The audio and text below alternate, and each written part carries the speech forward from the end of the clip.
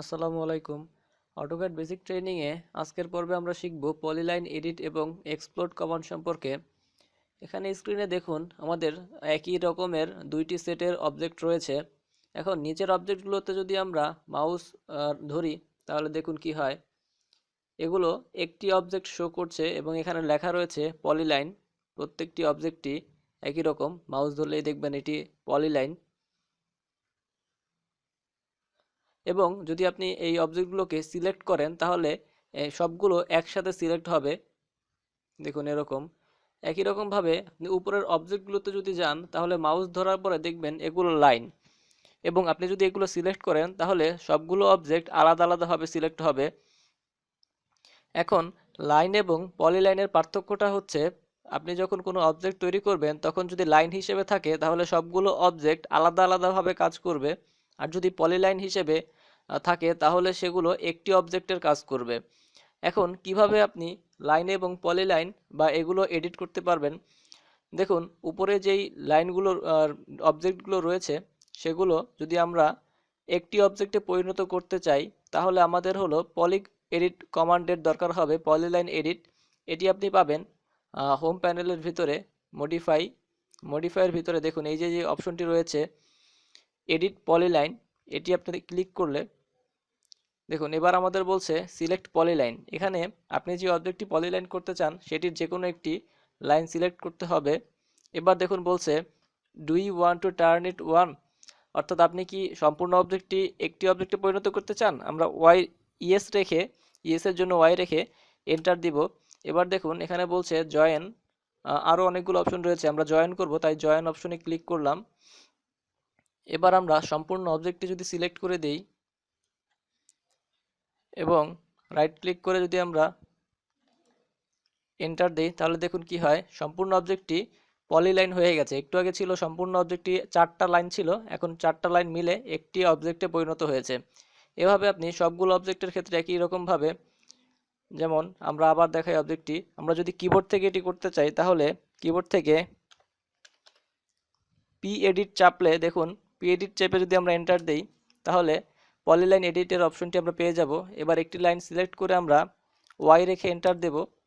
এবার কিবোর্ড থেকে জে চেপে আমরা যদি এন্টার দেই এবং এবার অবজেক্ট সিলেক্ট করতে হবে,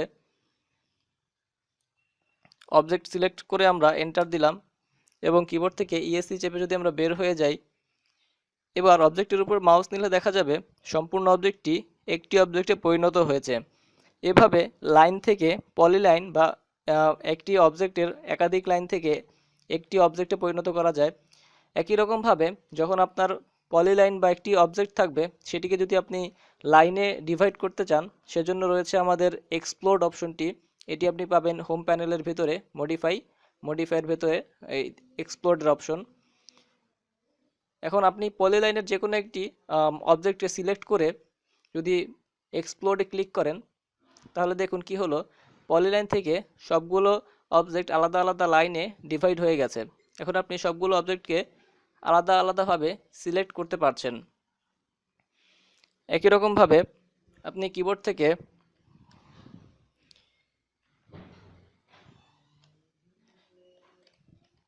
থেকেও আপনি এক্সপ্লোড কমান্ডটি আনতে পারেন। এক্সপ্লোড লিখে যদি এন্টার দেন, এবার অবজেক্ট সিলেক্ট করে রাইট ক্লিক করেন অথবা এন্টার দিলেও দেখুন আমাদের যেই অবজেক্টটি ছিল সেটি এক্সপ্লোড হয়ে গেছে।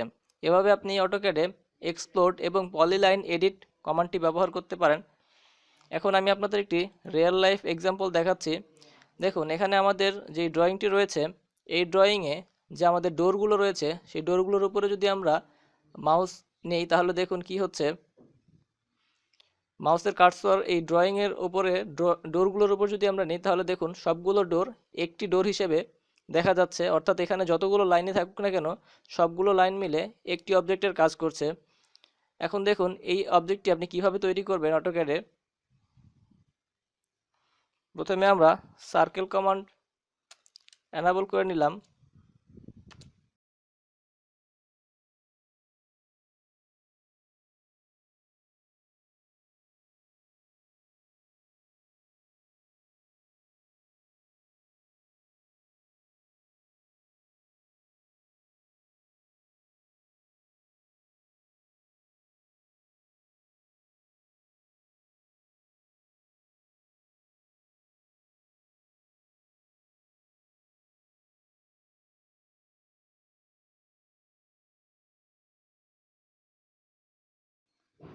এবার এই ড্রয়িংটি করার পরে ট্রিম অপশনে ক্লিক করে আমরা ট্রিম করে নিলাম।